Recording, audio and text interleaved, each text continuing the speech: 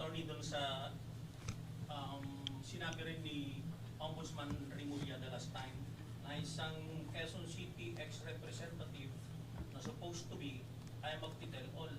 May reaction ho dyan yung si attorney Arya Linton. Bakit malamya daw ang ombudsman at basta lamang hahayaan na hindi na maglalahad ng nalalaman? Yung una nang lumapit din sa ombudsman na ex-ombudsman, meron naman daw kung mandato ang ombudsman na mag-imbestiga kahit sino o magpatawag kahit sino. Hindi naman po siguro malamya ang ating ombudsman.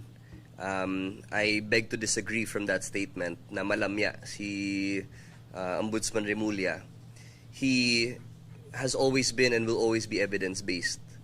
So, yung mga statements na ganyan is a matter of opinion, and we respect everybody's opinion, pero I think results will show na hindi malamya ang ating ombudsman ngayon.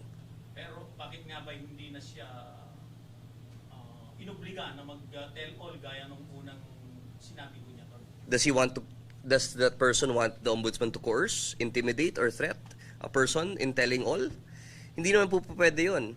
Kung ang isang tao ay gustong magbigay ng impormasyon, kailangan voluntary din. Hindi naman po pwede na nagparamdam, hindi na natuloy, i-coerce mo na, i-intimidate mo na para mag-tell all. Hindi naman po yun tama. So, if there are people who want to come and tell all, dapat voluntary din. Hindi po ba? So, I don't think it is an indication of whether or not the ombudsman is exercising his power to the full extent.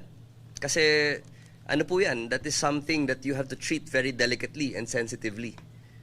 And if he were in this position, if he wanted to force a person to do that, hindi naman ata yun tama din. No? So, let's give the ombudsman